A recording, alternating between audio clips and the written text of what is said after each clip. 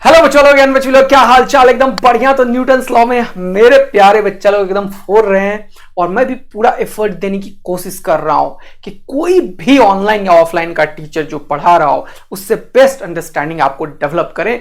और कोई भी जो ऐसे बहुत सारे आजकल टीचर जो हो गए हैं जो हवा में ज्यादा बात करते हैं उन सबसे सावधान बच्चे हो जाएं और 180 मार्क्स बिल्कुल स्कोर कर पाओगे आप और जेईई मेन में हर एक बच्चा सिलेक्ट हो पाओगे फिजिक्स के बलबूते पे 100 परसेंटाइल के ऊपर।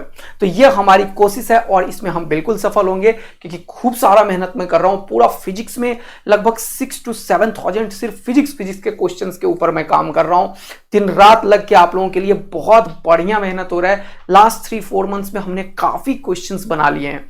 ये सारा प्रैक्टिस भी आप लोगों को कराएंगे किसी ना किसी तरीके से, डायरेक्टली और indirectly, whether in the questions और टेस्ट और तुम्हारा एक प्रॉपर क्वेश्चन सीरीज।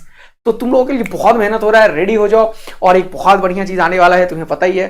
तो फटाफट से रेडी हो जाओ, एकदम पेन कॉपी निकाल के। आज लेक्चर नंबर 4 है अपना न्यूटन्स लॉ का और आदित्य आनंद फिजिक्स चैनल में हमेशा बच्चों के लिए सोचा जाएगा और बच्चों को 100% स्कोर कैसे हो वो बताया जाएगा विदाउट एनी टेंशन। बहुत ज्यादा स्ट्रेस नहीं लेना है। देखो इनिशियल फेज सबका ऐसा ही होता है, जैसे तुम्हारा चल रहा है। कभी तुम बहुत अच्छे से करते हो, कभी तुम थोड़ा डिमोटिवेट हो जाते होगे, कभी तुम और जोश में आते होगे। यही तरीका है। द इंपॉर्टेंट थिंग इज लगे रहो। लगे रहोगे तो जरूर सेलेक्ट हो जाओगे। सेलेक्ट नहीं होगे तो कुछ बड़ा कर लोगे, बहुत कुछ अचीव कर सकते हो लाइफ में।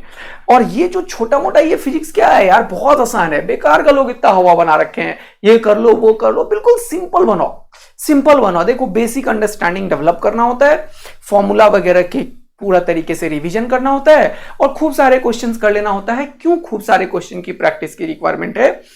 क्योंकि एग्जाम लिमिटेड टाइम में देना है। मेरे जैसा मास्टर है, बाकी जो हवाबाजी वाले मास्टर्स हैं वो आके क्लास में कुछ भी कर देंगे बेटा, बोल देंगे ये देखो ये देखो ये देखो। ऐसा नहीं होता है।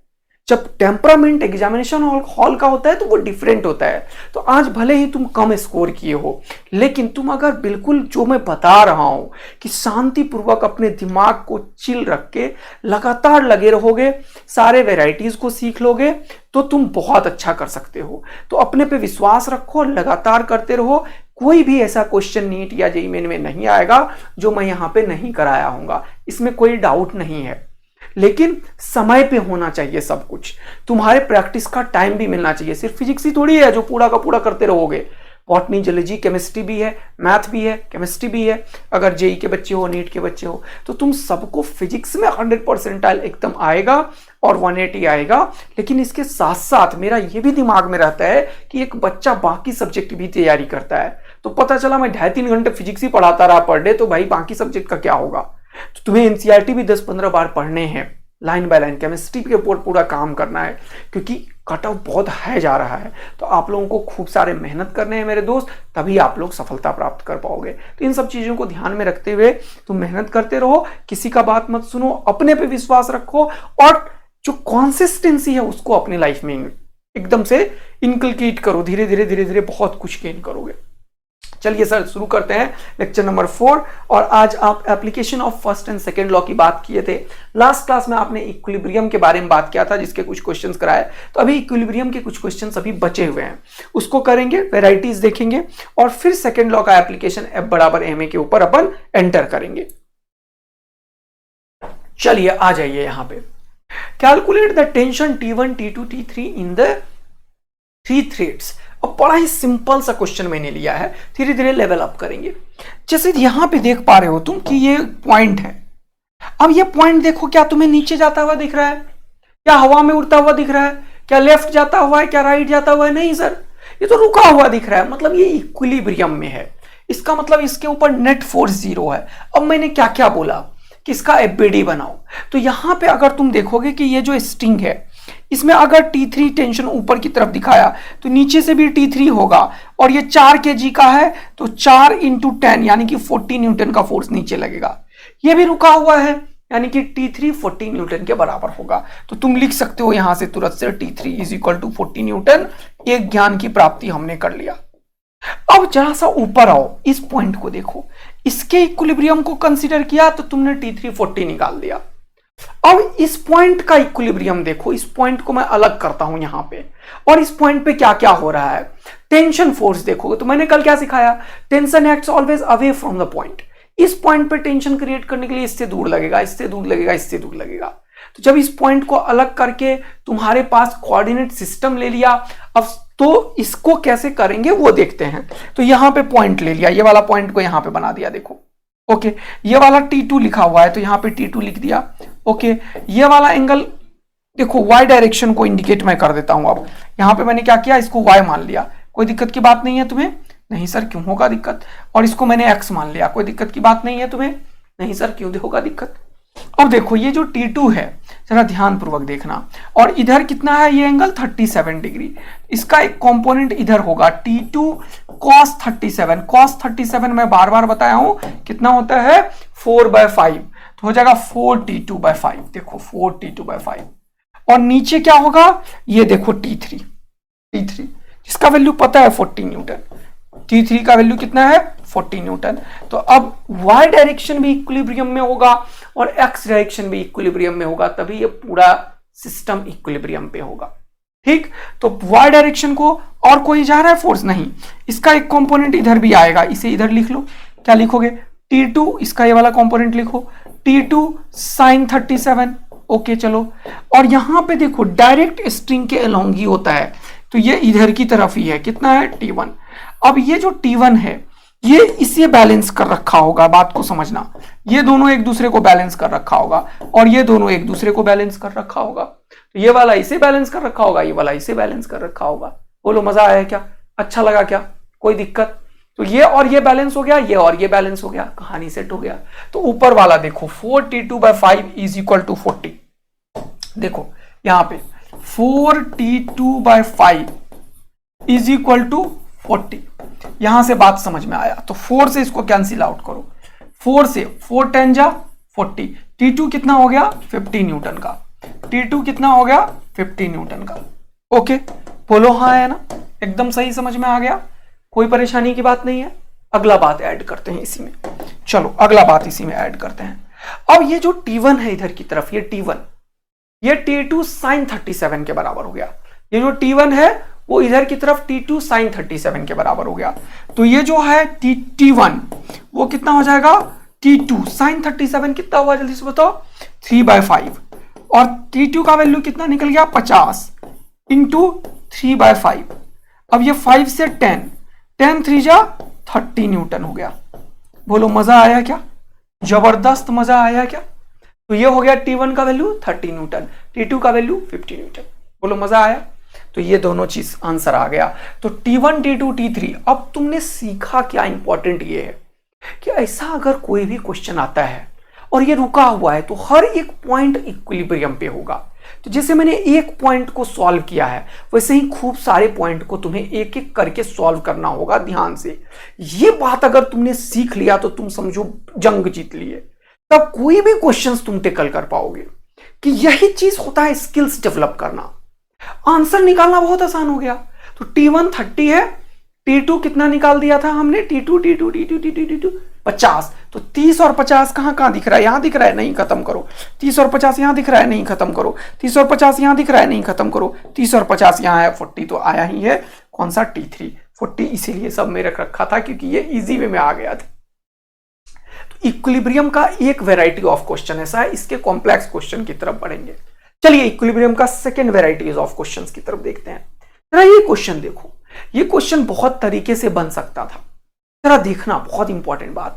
मैंने बताया है कि कभी भी अगर ऐसा बोलता है कि pulley and string shown in the figure are smooth and negligible mass, जब भी क्वेश्चन वाला ये डिक्टेट करता है तो ईच एंड एवरी पॉइंट पे जरा ध्यान देना, ईच एंड एवरी पॉइंट पे जरा ध्यान देना। क्या होगा जल्दी से बताओ, ईच एंड एवरी पॉइंट पे ये जो चीज तुम्हें समझ में आ रहा है, यहां पे ईच एंड एवरी पॉइंट पे ये वाला टेंशन T ऊपर हो जाएगा और ये वाला नीचे हो जाएगा mg। ये सब जगह टेंशन T ही होगा, तो यहां पे T लिख लो, क्योंकि ये T और ये mg एक दूसरे को बैलेंस कर रहा है। तो ये T का वैल्यू mg में लिख दूंगा, है ना। हाँ सर। अब देखो ध्यान से, क्योंकि ये मास और ये मास मुझे बराबर दिख रहा है और इसका जो भी टेंशन होगा वो इसे बैलेंस कर रखा होगा। तो मान लो दूसरा रस्सी में दूसरा टेंशन होता है, मैंने यही बताया, ऑल्दो ये दूसरा रस्सी है, लेकिन क्योंकि यहां m है तो नीचे तो mg ही लगेगा। तो मान लो यहां पे तुम t1 लिखो या tx लिखो या t2 लिखो, कुछ भी लिखो, लेकिन वो हो किसके बराबर जाएगा? t के ही बराबर, क्योंकि ये भी इक्विलिब्रियम पे है, ये भी इक्विलिब्रियम पे है। तो ये t2 जो होगा वो भी t के बराबर ही हो जाएगा, और t2 जो है वो t के बराबर होके mg के बराबर हो जाएगा। इधर थोड़ा सा दिख नहीं रहा होगा मेरे ख्याल से तुम्हें। तो ये भी क्या किसके बराबर होगा? mg के, और बॉडी इक्विलिब्रियम पे होगा। तो ये दोनों बात हमें समझ में आ गया कि ये किसके बराबर है सर? mg के बराबर है। तो ये रस्सी में भी टेंशन और ये रस्सी में भी टेंशन सेम है, और इसी का फायदा ये है कि ये दोनों एंगल थीटा थीटा लिख रखा है। ये तभी हुआ है जब ये दोनों टेंशन बराबर है। अगर अलग अलग होता ना तो ऐसा नहीं होता, तो ये फिजिक्स नहीं डिस्कस कर पाता ये। तो यहां पे भी टी ही होगा, क्योंकि इस पॉइंट के इक्विलिब्रियम को अब मैं कंसीडर करने में इंटरेस्टेड हूं। पहले इस पॉइंट को कंसीडर किया, इस पॉइंट को किया, अब इस पॉइंट को। तो इस पे टोटल फोर्स कितना है? तो √2m का नीचे की तरफ लगेगा mg वाला फोर्स। बोलो मजा आया कि नहीं? √2m का नीचे की तरफ फोर्स लगेगा √2mg। इधर t का ये वाला t cos थीटा, ये वाला t cos थीटा, ये हो गया 2t cos थीटा। और यहां पे ये वाला हॉरिजॉन्टल वाला फोर्स, ये वाला हॉरिजॉन्टल वाला फोर्स, ये हो जाएगा t sin थीटा, ओके, और ये हो जाएगा t sin थीटा। देखो ये खुद बता रहा है कि मैं एक दूसरे को कैंसिल आउट कर चुका हूं। t sin थीटा निपट चुका है। ऊपर का 2t cos थीटा और नीचे का √2mg एक दूसरे को बैलेंस कर रहा है। ये देखो, ऊपर का 2t cos थीटा, नीचे का √2mg एक दूसरे को बैलेंस कर रहा है। देखो, तो यहां पे बात समझ में आ चुका है तुम्हें कि 2t cos थीटा जो है, देखा, इज इक्वल टू ये नीचे का √2mg को बैलेंस किया है, √2mg को। अब अभी तुरंत बताया मैंने t बराबर mg, देख लो।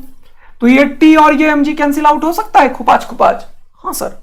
और ये √2 से ये खत्म हो सकता है √2 टाइम्स। तो cos थीटा किसके बराबर हो जाएगा? देखो यहां पे कुछ भी नहीं बचा, 1, और ये √2 नीचे, 1/√2 कितना होता है? cos 45 degree. तो थीटा किसके बराबर हो गया? 45 डिग्री के। बोलो मजा आया क्या? एकदम मस्त वाला। तो थीटा का वैल्यू 45 डिग्री हो जाएगा मेरे दोस्त। तो ये चीजें भी अपने दिमाग में सेट रखना है कि क्यों मैंने टेंशन दो अलग अलग स्ट्रिंग में बराबर किया। उसका लॉजिक यहां था, इसका इक्विलिब्रियम अगर T1 मान लिया तो वो भी mg के बराबर है, और मान लो ये T2 वो भी mg के बराबर है, तो दोनों नीचे mg को ही बैलेंस किया, इसलिए दोनों का टेंशन बराबर होगा। और यही टेंशन बराबर होने के चलते ये एंगल सेम आया, अदरवाइज ये नहीं सेम आता।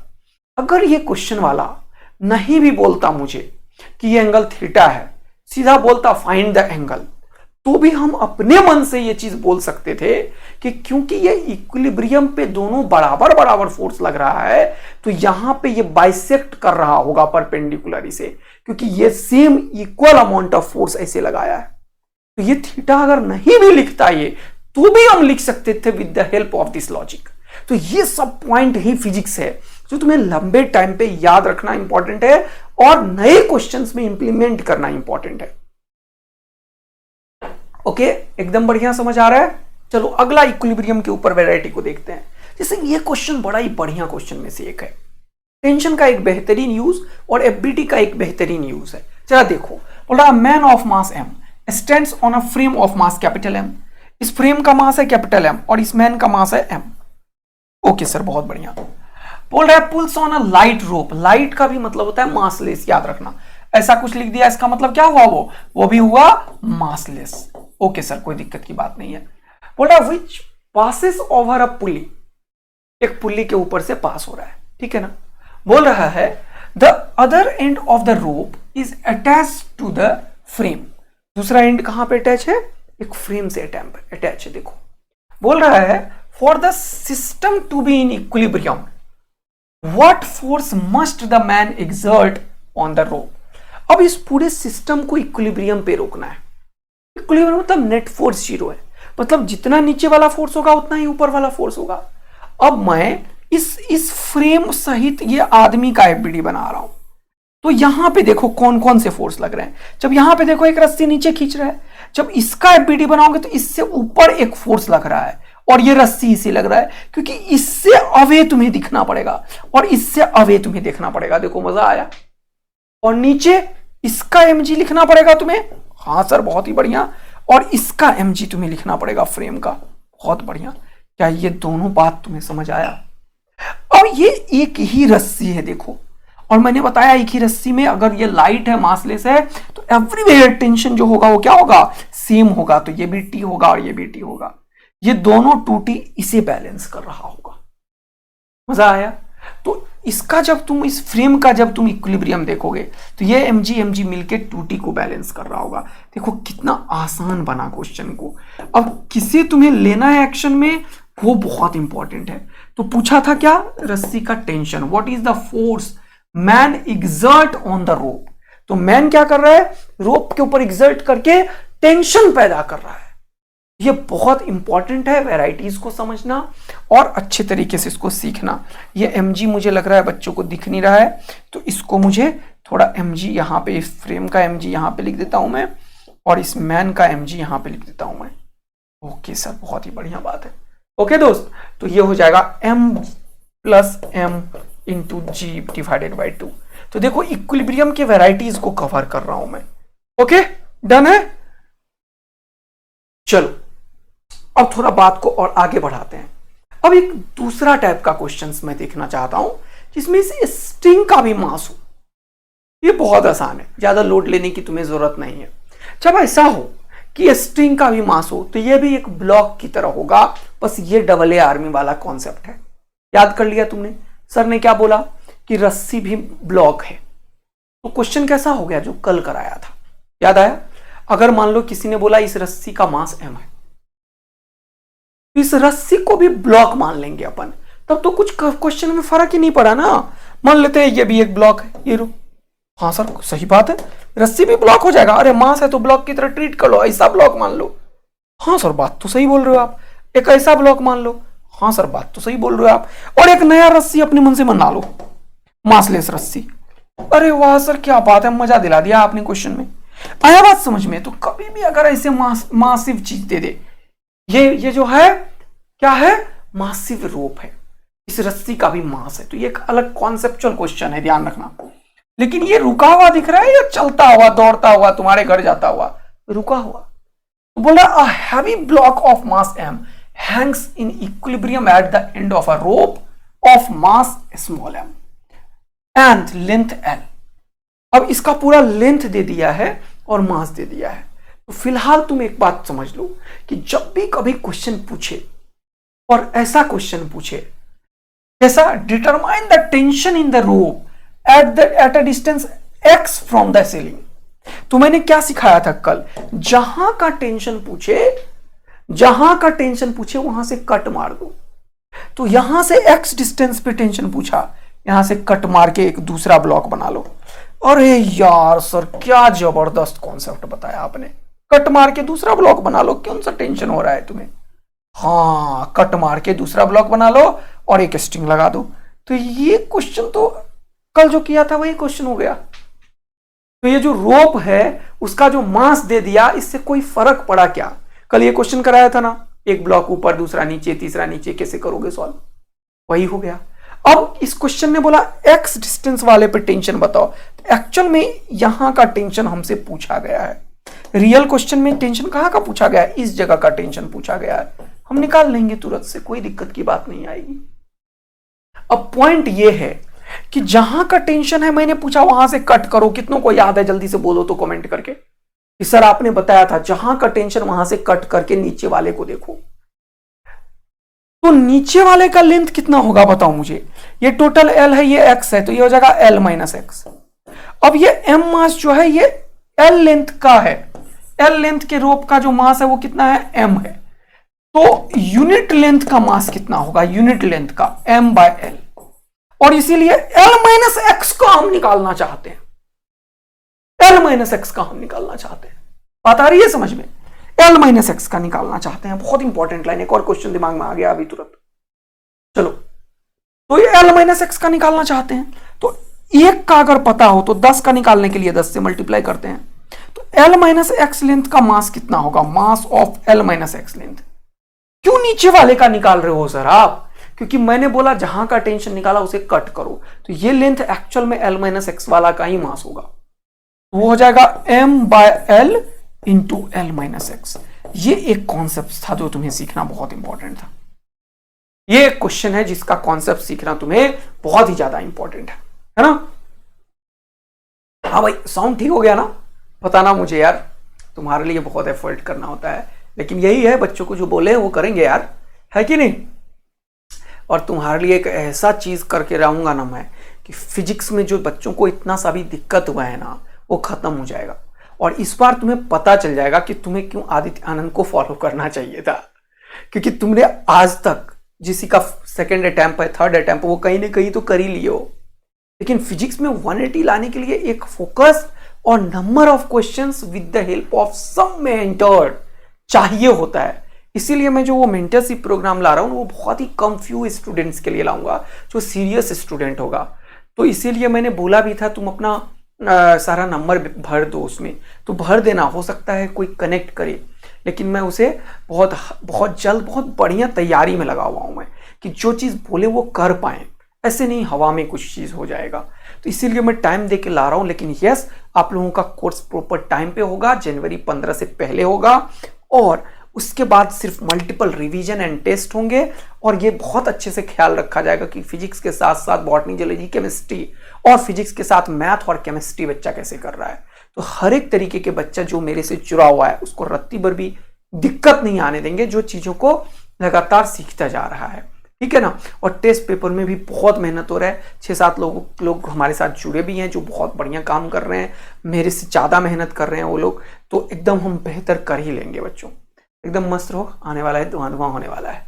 अब आ जाओ यहाँ पे, तो ये हो जाएगा मास L माइनस एक्स लेंथ का, आए बात समझ में? तो ये वाला मास ये वाला हो जाएगा, तो क्वेश्चन खत्म हो गया सर। इसका मास हो गया कैपिटल M, और इसका मास आपने अभी तुरंत ये बता दिया। मान लो ये M डैश है, मानने में क्या ही जा रहा है, M डैश है, तो एक्चुअल में यहाँ का जो टेंशन होगा ना, जो ये क्वेश्चन वाला पूछा, वो इसका M डैश जी और इसका M जी, ये दोनों चीज तुम्हें निकालना पड़ेगा, और यही तुम्हारा क्या हो जाएगा, यहाँ का टेंशन। क्वेश्चन हो गया खत्म। तो यहाँ का टेंशन जो होगा वो इतने mg को बैलेंस कर रखा होगा।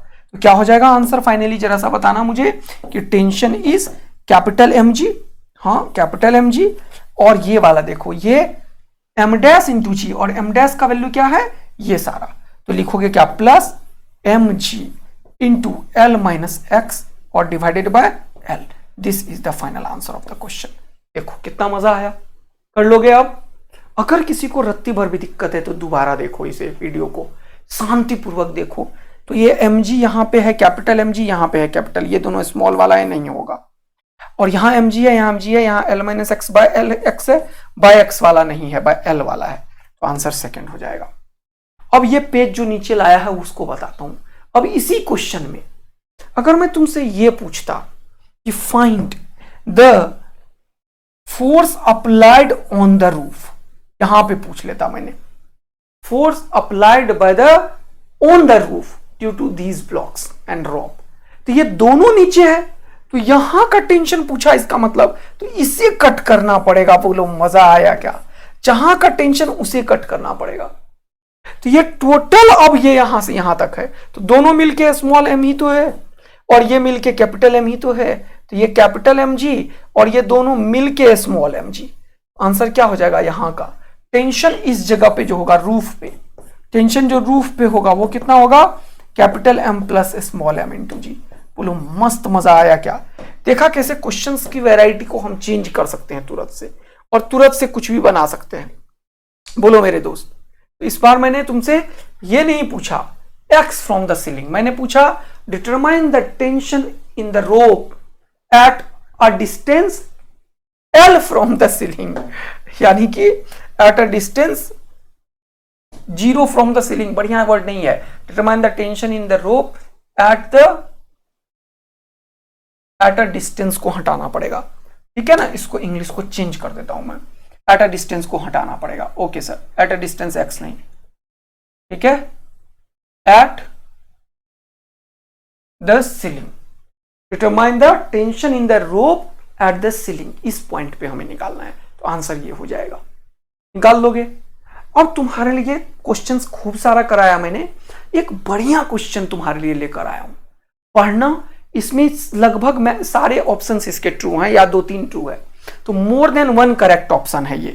तो ये एक्चुअल में 3 क्वेश्चन है, यहाँ पे एक क्वेश्चन नहीं है, 3-4 क्वेश्चन है, सारे निकालने पड़ेंगे।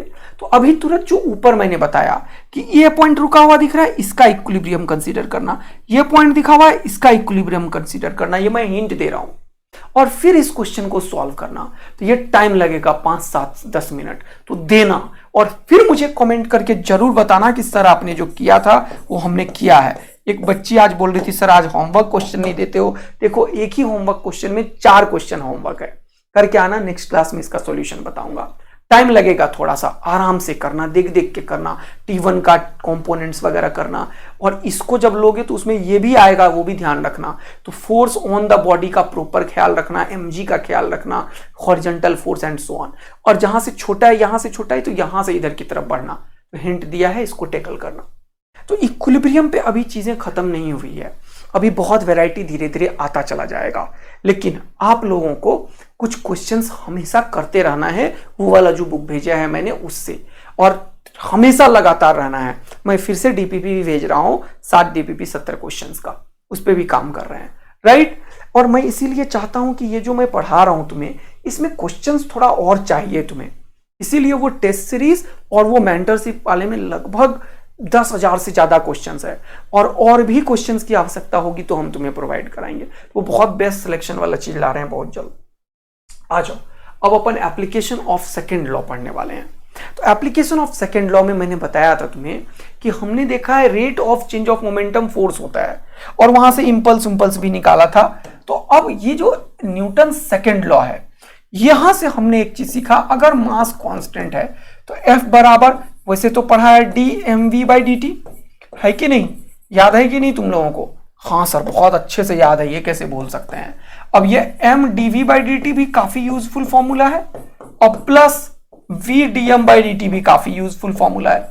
vdm/dt के ऊपर काफी क्वेश्चंस मैंने कराया है, अब और कराऊंगा मैं रॉकेट प्रोपल्सन वाला, जब मोमेंटम कंजर्वेशन पढ़ाएंगे तब। अब यहां से अगर मास कांस्टेंट है, मास जो है बॉडी का वो क्या है, मास जो है वो क्या है, कांस्टेंट है, तो मास का डेरिवेटिव 0 हो जाएगा। तो ये चीज खत्म हो जाएगा, सिर्फ ये बचेगा, और dv/dt को a बोलती है दुनिया। तो अब हमने सीखा है कि f जो होगा वो मास इंटू एक्सेलरेशन के बराबर होगा। इसके ऊपर बहुत सारा क्वेश्चन सॉल्व होता है f बराबर ma पे। तो फॉर एग्जाम्पल, जैसे सपोज करो कि मेरे पास एक कोई ऑब्जेक्ट है, ओके, एक ऑब्जेक्ट है सपोज करो यहाँ पे, और इसको मैंने क्या किया, एक स्मूथ सरफेस पे रखा है, मान लो एक स्मूथ सरफेस पे रखा, ओके सर नो प्रॉब्लम, और इसको एक फोर्स लगा दिया, मान लो कितने न्यूटन का, 10 न्यूटन का फोर्स लगा दिया। यहाँ पे समझते जा रहे हो, 10 न्यूटन का फोर्स लगा दिया। ये मास कितने का है, 5 kg का है। मैंने सिंपल एक क्वेश्चन पूछ दिया, बताओ एक्सेलरेशन कितना होगा। ये सरफेस कैसा है, स्मूथ है।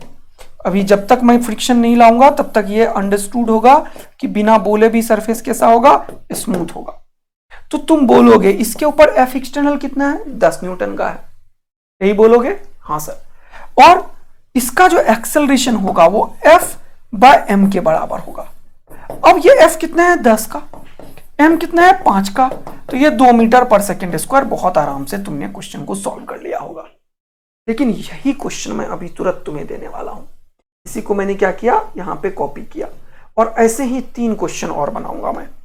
तो ये जो 2 मीटर पर सेकेंड स्क्वायर का एक्सेलरेशन निकाला है, इसको होल्ड पे डाला और क्वेश्चन भरपूर प्रैक्टिस करवा दिया। आप देखो, पहला क्वेश्चन प्रैक्टिस, इसको कॉपी किया है मैंने। अब दूसरा क्वेश्चन देखो, इसी में अगर मैं दूसरा और तीसरा क्वेश्चन बनाने की कोशिश करता हूं। दूसरा क्वेश्चन, इधर से 10 न्यूटन का फोर्स दिया था, अब इसी क्वेश्चन में मैं इधर से भी फोर्स लगा दिया, इधर से 10 का दिया और इधर से 5 का दिया। अब निकालना है। तो अब तुम्हें समझ में आएगा ये जो एक्सेलरेशन है ये F/m तो है, लेकिन F रिजल्टेंट बाय m है। What do you mean by resultant force, जो एक्चुअल फोर्स इसके ऊपर काम करता है, क्योंकि एक्सेलरेशन रिजल्टेंट फोर्स डेवलप करता है। तो F रिजल्टेंट बाय m के बराबर हो जाएगा ये। अब F रिजल्टेंट क्या है, जरा सा इसको समझने की कोशिश करते हैं। तो एक्सेलरेशन क्या होगा, F रिजल्टेंट। अब ज्यादा इधर से लगा, कम इधर से लगा, तो इस 10 में से इस 5 को घटाएंगे। किसका डायरेक्शन इधर है, इसका इधर है, तो लिखोगे 10 - 5, ये है रिजल्टेंट फोर्स। क्या फील आ रहा है, डिवाइडेड बाय मास, तो हो जाएगा 5/5। इसका आंसर कितना हो जाएगा, 1 मीटर पर सेकेंड स्क्वायर का एक्सेलरेशन। समझते जा रहे हो। इसी क्वेश्चन का एक और क्वेश्चन मैं चेंज कर दिया, यहीं पे एक और पेज ऐड किया और इसी क्वेश्चन में अगला क्वेश्चन बना रहा हूं। ये जो मैंने तुम्हें बताया है कि भैया यहां पे ये वाला बॉडी 5 kg का है, ये ऐसा फोर्स लगा है, अब इसको मैं हटा रहा हूं, देखना ध्यान से, और यहां पे एक और बॉडी ऐसे ही बना दिया 5 kg का, दो बॉडी है 5 kg का। बहुत सुंदर है सर। और इसी क्वेश्चन में ये स्ट्रिंग इसको हटा दिया अब मैं, और यहां पे एक रस्सी से एक आदमी को खींचने के लिए भेज दिया, लावे रस्सी पकड़ और खींचना शुरू कर दे। ये मासलेस स्ट्रिंग है, ध्यान से देखना, मजा दिला रहा हूं अब मैं तुम्हें। ये कैसा स्ट्रिंग है? मासलेस स्ट्रिंग है। ओके, ये कैसा स्ट्रिंग है? मासलेस स्ट्रिंग है। कैसा स्ट्रिंग है? मासलेस स्ट्रिंग है। और एक बंदे को पकड़ाया और बोला तू खींचना शुरू कर दे, तो बंदा रस्सी पकड़ के खींचना शुरू कर दिया है। बंदा जो है वो क्या किया है?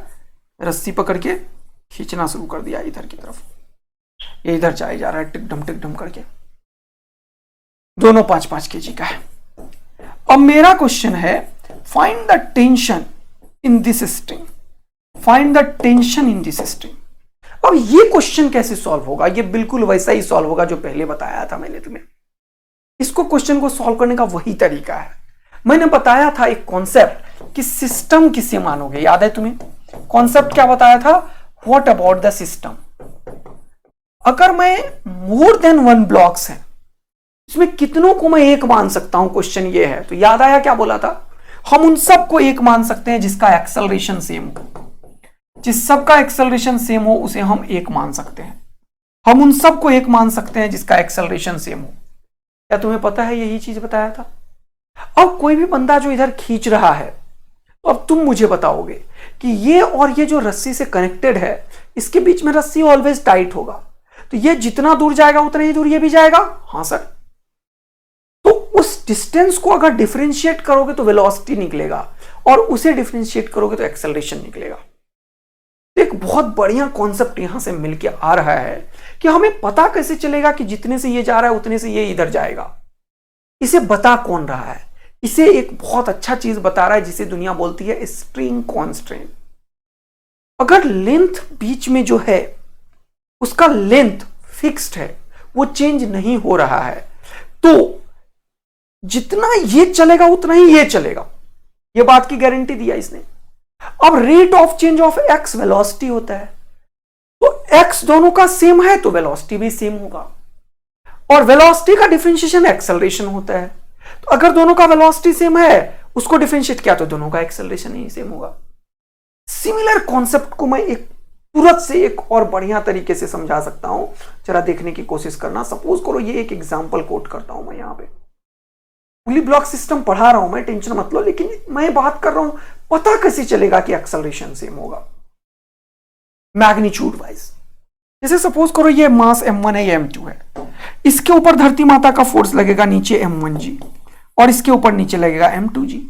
अब कोई बड़ा होगा कोई छोटा होगा, मान लेते हैं m2 is greater than m1 है, मान लेते हैं m2 is greater than m1 है, तो ये वाला फोर्स ज्यादा होगा, ये वाला फोर्स कम होगा, तो ये इधर आएगा।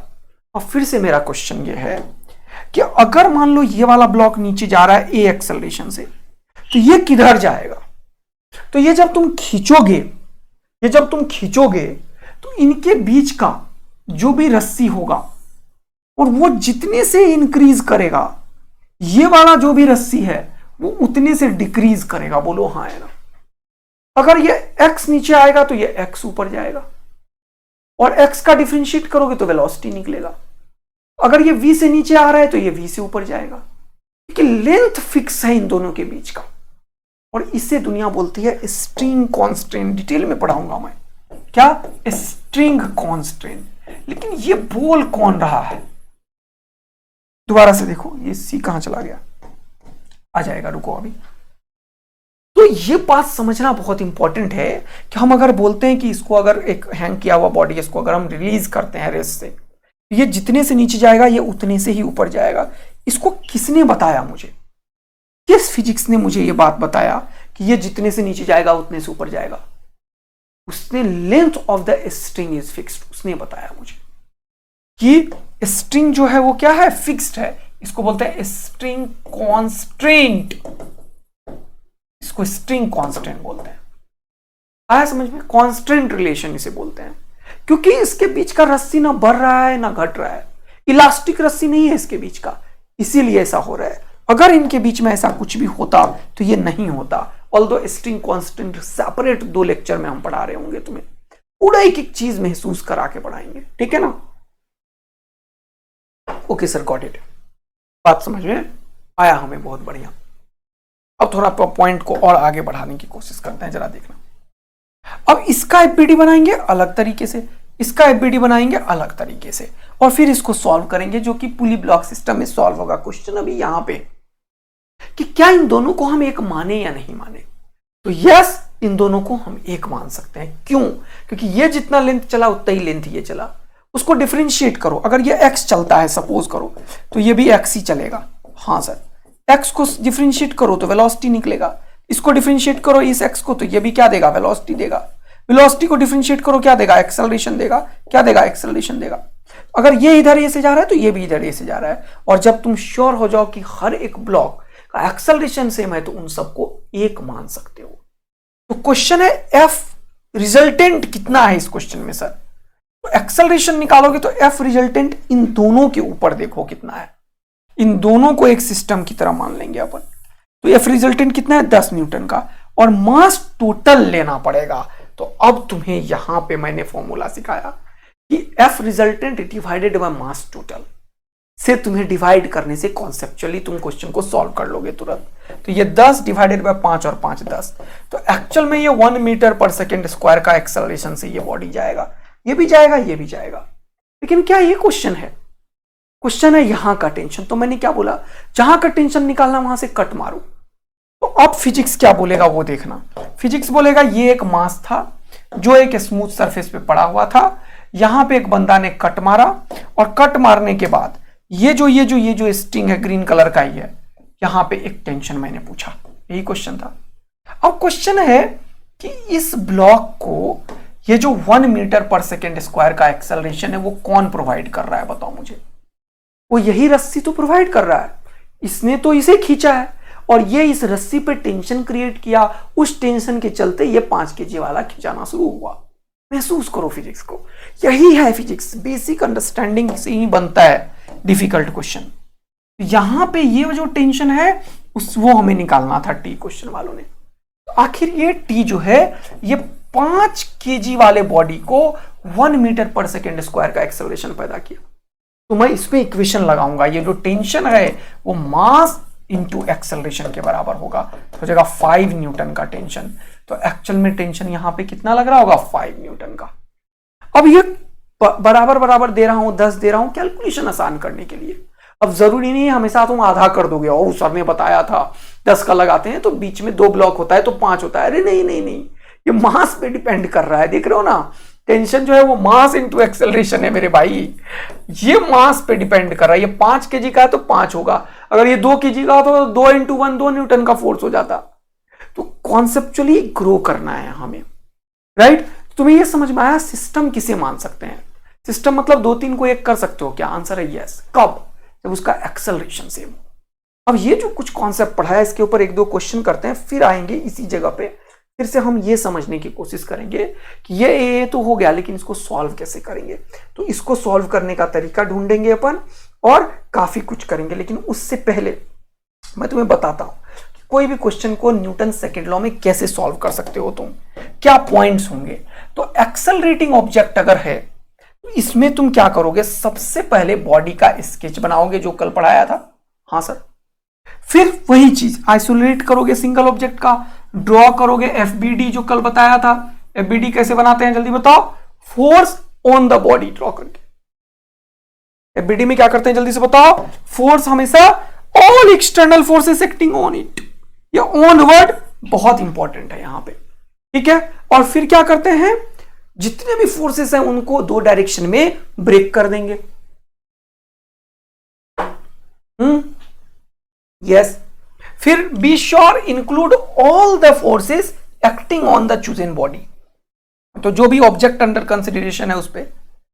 And equally careful not include any force exerted by the body. ये बार बार मैं बोलता हूं हमेशा, एफबीडी का मतलब क्या होता है, एफबीडी का होता है ड्रॉ करो फोर्स ऑन द बॉडी, हमेशा ड्रॉ क्या करो, force on the body, force on the body, बहुत इंपॉर्टेंट लाइन है। मैं एक चीज और बताऊंगा, धीरे धीरे बताता चला जाऊंगा।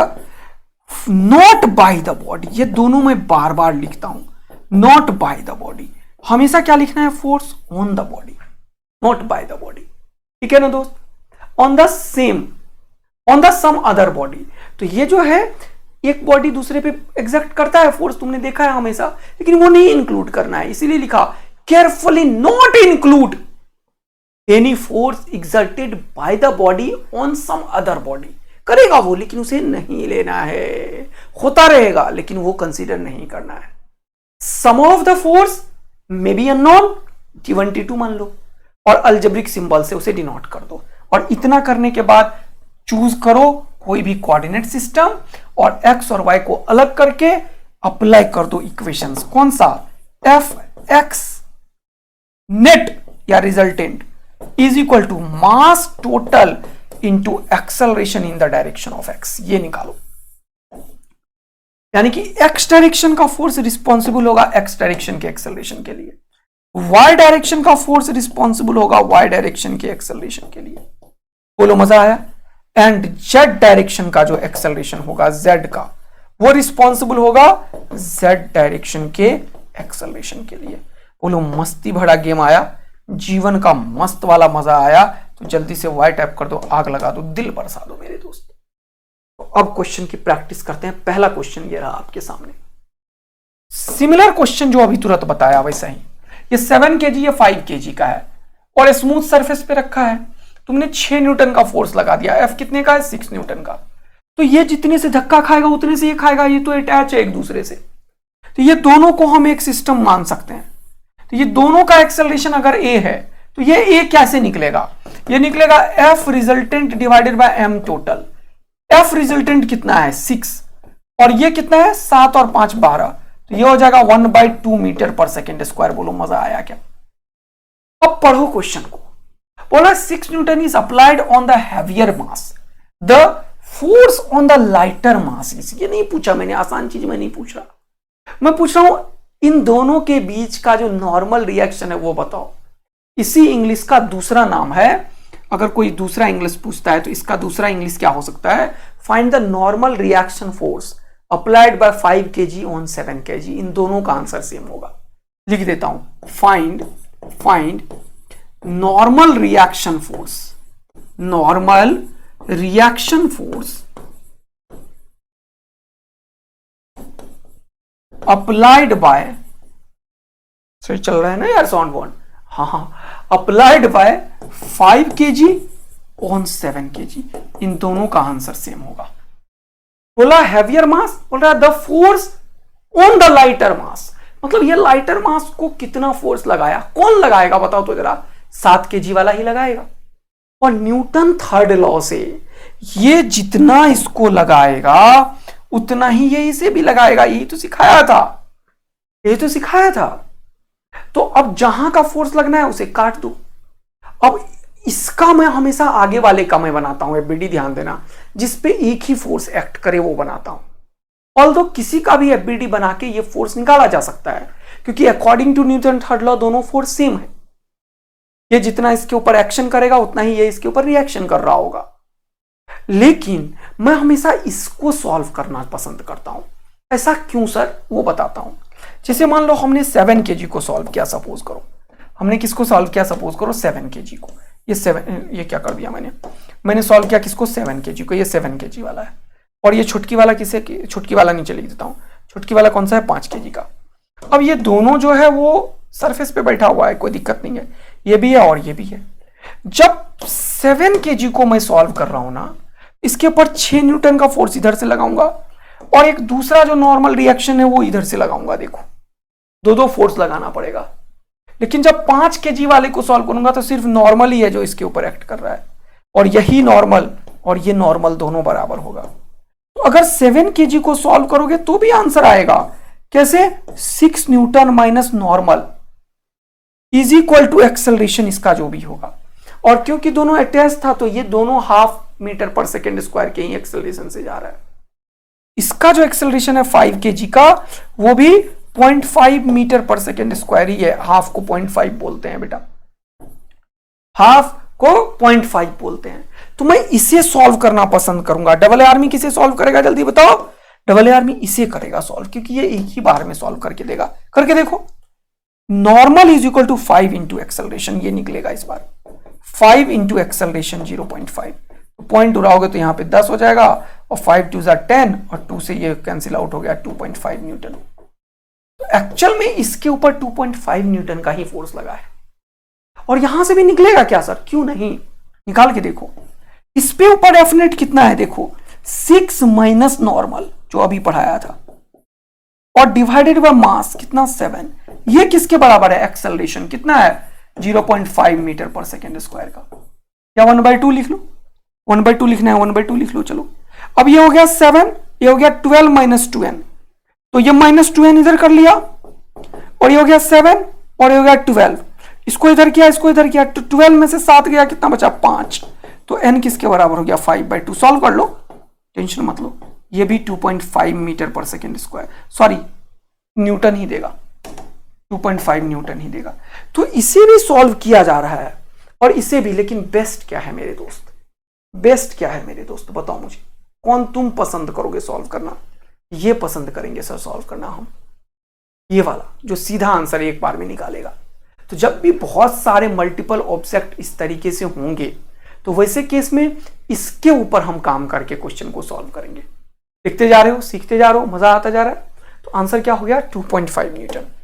देखो, और इस क्वेश्चन का आंसर कितना इंपॉर्टेंट है, जो मैंने बताया था तुम्हें कि फोर्स इसके ऊपर कितना होगा वो बताओ। Force, find normal reaction force applied bye 5 kg on 7 kg। 7 kg भी 5 kg पे उतना ही लगा रहा है, 5 kg भी 7 kg पे उतना ही लगा रहा है। ये सारे वेराइटीज को समझना बहुत ही ज्यादा इंपॉर्टेंट है, तभी तुम बेहतर बन पाओगे। चलो बात को और आगे बढ़ाते हैं। चलिए सर, मजेदार। अब अगला क्वेश्चन देखते हैं क्या है। ये भी वैसा ही क्वेश्चन है, कर पाओगे तुम लोग? क्या पूछ रहा है? फोर्स F इज अप्लाइड, ये क्या हो गया भाई? Force F is applied on block A as shown in the figure. The contact force between the blocks A and B. A और B के बीच का फोर्स कितना है ये पूछा है इसने। तो ये वाला फोर्स पूछा है, तो यहां से काट के इन दोनों का FBD बनाना, तो ये मिल जाएगा। And between the block B and C, B and C का पूछा है तो इसको काट देना, आगे वाले का तो ये मिल जाएगा। तुमको अभी टेक्निक सिखा दिया है मैंने बहुत अच्छे से। अब ये M 2M 4M है, अब इसको धक्का दोगे तो ये डायरेक्ट अटैच है, तो जितने से ये जाएगा उतने से ये उतने से ये, इन तीनों का एक्सेलरेशन A होगा, और A तुरंत से निकल जाएगा F resultant by mass total से। F रिजल्टेंट इन तीनों के ऊपर नेट फोर्स F ही है, ये हो जाएगा F और डिवाइडेड बाय 4M और 2 6M और 1 7M, ये एक्सेलरेशन हो गया। अब यहां का पूछ रहा है, तो मैं क्या करूंगा, यहां का फोर्स लगाऊंगा, और यहां पे 2 और यहां पे 4, तो ये 4 और 2 मिलके कितना हो गया? 6। तो ये जो फोर्स होगा यहां पे NAB लिख देता हूं इसका नाम। ये NAB 6 kg को इतने से एक्सेलरेट कर रहा होगा, ये NAB इन 6 kg को इतने से एक्सेलरेट कर रहा होगा। बोलो हाँ है ना? मजा आ रहा है? पक्का?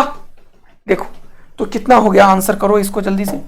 तो ये NAB जो होगा उसका एक्सेलरेशन F/7m ही होगा, तो NAB निकल गया सर कितना? मास इंटू एक्सेलरेशन, तो हो जाएगा 6F divided by 7m Newton, 6F/7m। ये देखो नेट फोर्स बाय नेट मास, देख रहे हो? मास इंटू एक्सेलरेशन, तो 6F/7। कुछ गलत किया क्या मैंने? अच्छा 6m भी तो लिखोगे ना, ये 2m है और ये 4m है, तो 6m लिखना पड़ेगा, इसको अच्छे से लिखो 2m 4m, तो यहां पे 6m भी लिखो m, ठीक है ना? तो m जब लिखोगे तो क्या हो जाएगा वो देखने की कोशिश करो, m जब लिखोगे तो क्या होगा वो देखने की कोशिश करो। जब यहां पे m ऐड करोगे, जरा देखना, जब यहां पे m ऐड करोगे तो ये m और m खत्म, तो हो जाएगा 6F/7 न्यूटन। तो पहला आंसर देखो कैसे मैंने निकाल दिया, 6F/7 यहीं पे है और कहीं पे नहीं है, तो कोई नहीं होगा और सॉल्व करने की जरूरत नहीं है, लेकिन ये मैं करूंगा तुम्हारे लिए।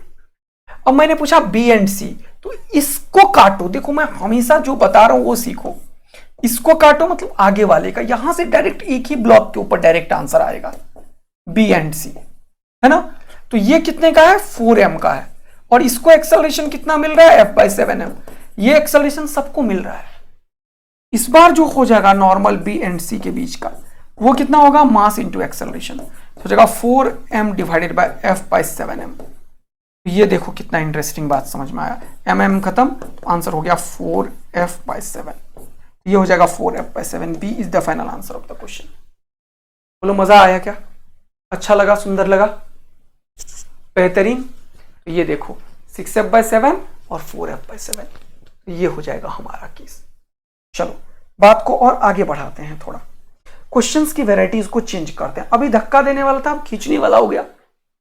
वही क्वेश्चन है, कुछ भी दिक्कत होगा क्या, नहीं, सेम क्वेश्चन बोल रहा है क्या, ये एक्सेलरेशन भी दे दिया और मास दे दिया 2 kg का है और फोर्स 10.2 का है। ओके, कितना है, 3 आइडेंटिकल है।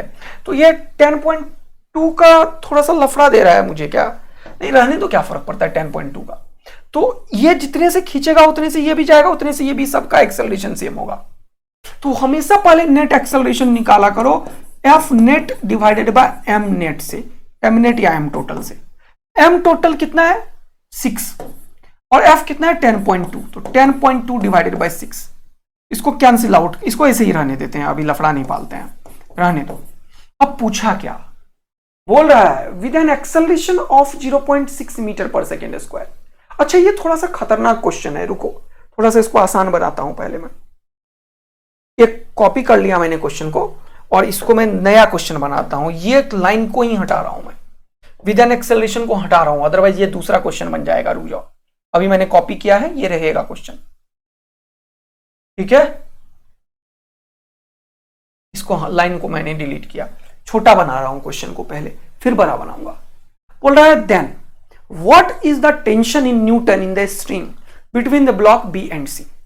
बी और सी के बीच में पूछा है, तो ये निकाल लेते हैं। तो मैंने बोला जहां पे पूछा वहां पे कट करो, और ये वाला जो टेंशन होगा वो इसको एक्सेलरेट करके ले जा रहा होगा। देखो फील करो, ये 2 kg को ही लेके जा रहा होगा। तो 2 इंटू एक्सेलरेशन, एक्सेलरेशन कितना है जल्दी बताओ, 10.2 डिवाइडेड बाय 6। तो 2 से 2 3 जा, इसको सॉल्व करोगे तो कितना हो जाएगा, 3 3 जा 9, बचा कितना 1, और 1 और 2 12, तो 3 4 जा 12। तो आंसर हो जाएगा 3.4 न्यूटन का। तो कितना टेंशन हो जाएगा, 3.4 न्यूटन। तो ये मेरा आंसर हो गया, मिल गया आंसर। अच्छा लगा मुझे, लेकिन क्या तुम ये बात पूरा समझ पाए। अब अगला क्वेश्चन देखते हैं, ये थोड़ा सा टेंशन वाला क्वेश्चन है। ये क्लियर हुआ ना। अगर तुमसे पूछता यहां का टेंशन बताओ सर, तो ये टेंशन 2 और 2 4 को ले जाने के काम आता, तो 4 को इससे मल्टीप्लाई कर देते, जो आंसर आता वो आंसर आ जाता। सीख लिया ये क्वेश्चन सिंपल वाले। अब थोड़ा सा चेंज करते हैं वैरायटी, ये थोड़ा कॉम्प्लेक्स क्वेश्चन है, ये सीधा क्वेश्चन नहीं है, तो ये जो मैंने किया वो गलत हो जाएगा, पढ़ना पड़ेगा क्वेश्चंस को। आगे पढ़ते हैं। बोला 3 identical blocks m is 2 kg are drawn, f is equal to 10.2, बहुत ही बढ़िया, विद इधर देखो N acceleration of 0.6 metre per second square. अब ये सबका एक्सेलरेशन ये दे दिया है, लेकिन जब तुम इस क्वेश्चन को सॉल्व कर रहे हो तो एक्सेलरेशन 10.2 by 6 करते हो, तो ये कितना आ रहा है बताओ मुझे, 1 6 1 जा 6 बता 4, और 4 में पॉइंट, तो ये हो गया 6 7 जा 1.7 का एक्सेलरेशन आ रहा है। लेकिन ये बोल रहा है ये 0.6 मीटर पर सेकेंड स्क्वायर से ही जा रहा है। ऐसा कब संभव है, ये सोचो। ऐसा संभव तब होगा जब कोई ना कोई फोर्स इसको पीछे भी खींच रहा होगा, जो इस क्वेश्चन ने नहीं बताया। ये एक नया कोई फोर्स होगा, लेट इट बी एफ, क्योंकि ये तो दे दिया है एफ डैश, मान लो दे दिया 10.2। देखा, मजा आया तुम्हें, क्योंकि सिर्फ अगर 10.2 लगता है इसके ऊपर, फील करो, ये दिमाग लगाने वाला क्वेश्चन मैंने दे दिया तुम्हें। देखो इधर ध्यान से, अगर ये 10.2 का ही फोर्स लगाता है यहां पे, इस एफ का वैल्यू अगर 10.2 होता, तब 6 से डिवाइड करते तो 1.7 मीटर पर सेकेंड स्क्वायर का एक्सेलरेशन आ रहा है, जो कि पीछे मैंने बताया 1.7 का एक्सेलरेशन है, 2 से मल्टीप्लाई किया 3.4 आ गया। लेकिन ये क्वेश्चन कुछ और बोल रहा है, ये बोल रहा नहीं, 1.7 से काफी कम है एक्सेलरेशन। ऐसा कब संभव है? जब कोई पीछे पकड़ के खींच रखा होगा इसे। हाँ, अब इसने पूछा कि बी और सी के बीच में टेंशन बताओ, तब आंसर ये नहीं होगा, तब कुछ और होगा, वो देखना पड़ेगा। देखते हैं। अब तुम्हें ये पता चल गया है कि भैया यहां पे 10.2 का है और इसका एक्सेलरेशन भी पता है और यहां का टेंशन पूछा, तो डायरेक्ट बना देंगे, इसको कट करो, जहां का टेंशन उसे कट करो। तो अब इन दोनों को हम एक मान लेते हैं, तो ये हो गया 2 और 2 कितना 4 kg। इन दोनों को एक बना लो, 4 kg। देखो मजा दिला रहा हूं मैं तुम्हें।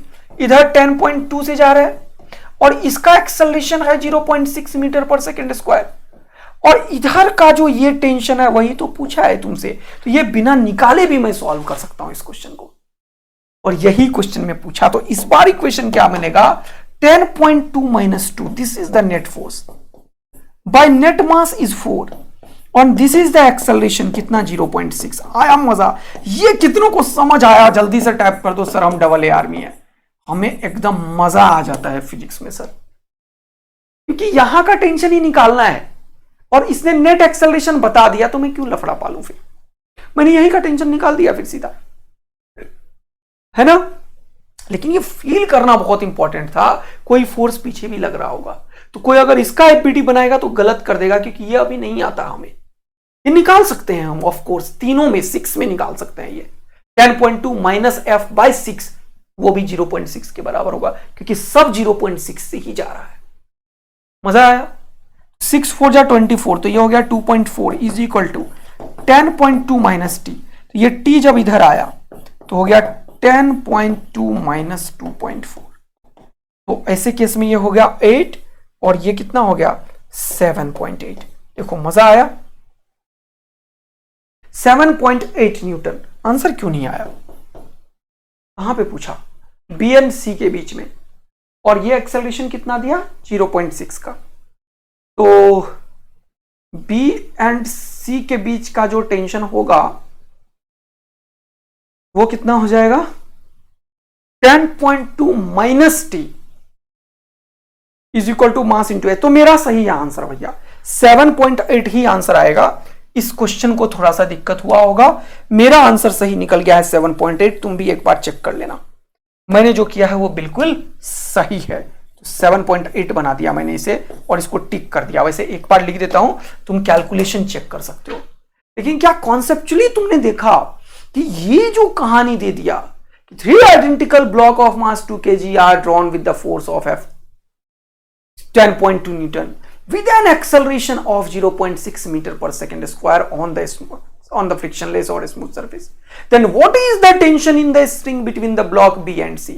तो यहां से कट किया और ये दोनों को 2 और 2 मिल गया 4, और इसके ऊपर इधर का फोर्स लगाया और यहां पे टेंशन ही तो होगा इसके बीच में, जबकि ये जा इधर ही रहा है। तो मैंने 10.2 में इसीलिए 2 को घटाया और डिवाइडेड बाय 4 ही किया, और एक्सेलरेशन सबका सेम है। 6 4 जा 24 होता है, 2.4 हो गया ये, और ये -t इधर आया, ये इधर गया, तो 10.2 में 2.4 7.8 आता है। तो बिल्कुल हमने सही कर दिया है। तो एक क्वेश्चन ऊपर में मैंने तुम्हें होमवर्क दिया, बाकी नेक्स्ट क्लास में अपन करेंगे 2-3 क्वेश्चन और होमवर्क दे रहा हूं मजेदार। तो नेक्स्ट क्लास में अपन पूरी ब्लॉक सिस्टम का धुआं उड़ा देंगे और खूब सारे वेराइटीज ऑफ क्वेश्चन कवर करेंगे। अपन है नया बैच में जहां पे फिजिक्स धुआंधार हो रहा है। अगर ये सेशन आपको बहुत अच्छा लग रहा है और आप कुछ गेन कर पा रहे हैं, आपके अंदर वैल्यू ऐड कर रहे हैं, आपको मजा आ रहा है, तो यार सब्सक्राइब करके जाओ। इसमें कोई पैसा तो लग नहीं रहा, वैसे भी मैं फ्री में ले रहा हूं ये वाला चीज, और बहुत सारा काम करना है आप लोगों के लिए। तो इसे वहां तक फैलना बहुत जरूरी है जिन्हें इनकी जरूरत है, और साथ के साथ ये चैनल को भी फैलना बहुत ही जरूरी है। तो आप लोग वैसे भी मुझे हेल्प कर सकते हैं और खूब सारा सब्सक्राइब करके और दूसरों से करवा के। Thank you, love you, bye मेरे दोस्त। मिलेंगे एक और सेशन में, तब तक के लिए बाय। साउंड अच्छा लगा तो जरूर कमेंट करके बताना, मेहनत किया हूं तुम्हारे लिए।